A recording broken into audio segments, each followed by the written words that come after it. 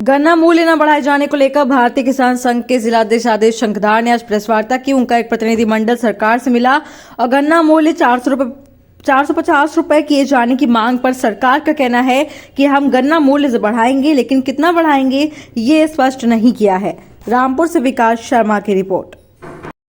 जी, मैं आदेश शंखदार, जिलाध्यक्ष भारतीय किसान संघ रामपुर। अभी सरकार के द्वारा गन्ना मूल्य वृद्धि को लेकर के एक विषय भारतीय किसान संघ ने उठाया और भारतीय किसान संघ लगातार सरकार के संपर्क में है कि गन्ने का मूल्य बढ़ाया जाए। आखिरी दौर की जो वार्ता हुई है वो 5 जनवरी 2024 को लखनऊ में हमारे भारतीय किसान संघ के पदाधिकारी का एक प्रतिनिधिमंडल सरकार से मिला और सरकार को 450 रुपये प्रति कुंटल गन्ने का भाव करने के लिए कहा गया। तो सरकार ने उस पर कहीं ना कहीं हामी भरी और बताया कि हम भले ही 450 तो नहीं करेंगे, लेकिन कुछ ना कुछ बढ़ोतरी उसमें करने जा रहे हैं, जो कि 3 दिन के अंदर किसानों को उसकी सूचना मिल जाएगी। लेकिन आज 5 तारीख से 13 तारीख हो चुकी है और सरकार का जो रवैया वो कहीं ना कहीं ठीक हमें दिखाई नहीं दे रहा। 8 दिन होने को आ गए हैं, उसके बाद भी गन्ने का मूल्य ना बढ़ाया जाना ये कहीं ना कहीं उचित नहीं है। किसानों में रोष है। आज की तारीख में जो चीनी का भाव है वो 4100 रुपये थोक का रेट है, उसके बावजूद भी गन्ने का भाव बहुत कम है।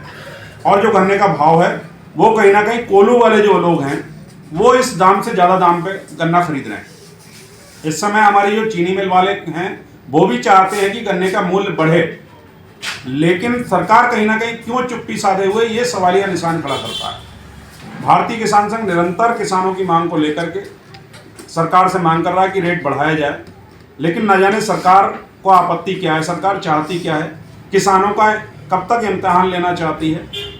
आज किसान पूरा गुस्से में है और अगर भारतीय किसान संघ की मांग को अतिशीघ्र माना नहीं गया तो पूरे उत्तर प्रदेश के अंदर भारतीय किसान संघ एक विशाल आंदोलन करेगा, जो कि सरकार को संभालना मुश्किल हो जाएगा। इसलिए हमारा पुनः सरकार से आग्रह है कि गन्ने का भाव अतिशीघ्र बढ़ाया जाए, जिससे कि किसानों को उसका लाभ मिले और जो गन्ने की पर्चियां हैं उस पर उसका दाम लिख करके आना चाहिए। कहीं ना कहीं हमें ये लगता है किसान एक इतना सॉफ्ट टारगेट है कि उस गन्ने का जो दाम है वो लिख करके नहीं आ रहा, जबकि आप देखते होंगे कि बाजार के अंदर कोई भी ऐसा उत्पाद ही नहीं बना उस पर बिक्री का मूल्य लिख करके ना आता हो। आप एक माचिस ले लें, छोटी से छोटी चीज है, उस पर भी उसका दाम लिखा हुआ आता है, लेकिन किसान इतना सॉफ्ट टारगेट है उसका गन्ने का भाव लिख कर ही नहीं आ रहा। हम अपना माल मिलों को दे रहे हैं, हमें दाम भी उसका बाद में मिल रहा है, लेकिन उसका दाम हमको मालूम ही नहीं कितना मिलेगा। तो ये बड़ा दुर्भाग्य है। कहीं ना कहीं सरकार को इस पर संज्ञान लेना होगा और अतिशीघ्र संज्ञान लेना पड़ेगा, वरना भारतीय किसान संघ आंदोलन को मजबूर होगा। ये इस समय एक निराश्रित गौवंश जो शहरों में खेतों में घूम रहा है, इससे काफ़ी नुकसान हो रहा है फसलों को, और ये एक्सीडेंट का भी एक प्रमुख वजह बनती जा रही है निराश्रित गौवंश। इसके बारे में आपका क्या सोचना है, क्या मांग है आपकी गवर्नमेंट से? उत्तर प्रदेश के अंदर निराश्रित गौवंशों की संख्या बेहिसाब है। सरकार के द्वारा भी प्रबंध किए जा रहे हैं, लेकिन जो स्थानीय प्रशासन और संबंधित विभाग है वो कहीं ना कहीं सरकार की नीतियों को नीचे तक नहीं लागू करना चाहता।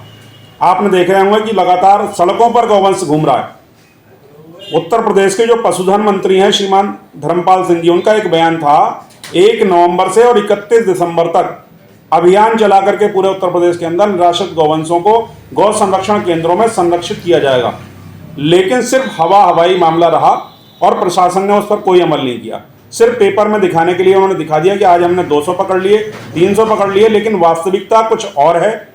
सड़कों पर घूम रहे हैं, खेतों को बर्बाद कर रहे हैं, किसान रात रात को जाग करके अपनी फसलों की रखवाली कर रहा है, और वही निराश्रित गौवंश कुछ ऐसे खूंखार बन गए हैं जो कि किसानों की जान को ले रहे हैं। तो ये बहुत बड़ा मुद्दा है। कहीं ना कहीं किसान परेशान है, अधिकारी अपनी तानाशाही से बाज नहीं आ रहे हैं। ये कहीं ना कहीं बहुत ही दुखद विषय है। अधिकारियों से और सरकार से मेरा आग्रह रहेगा इस पर विशेष ध्यान दें, जिससे कि किसानों की फसल ठीक प्रकार से उपजाई जा सके।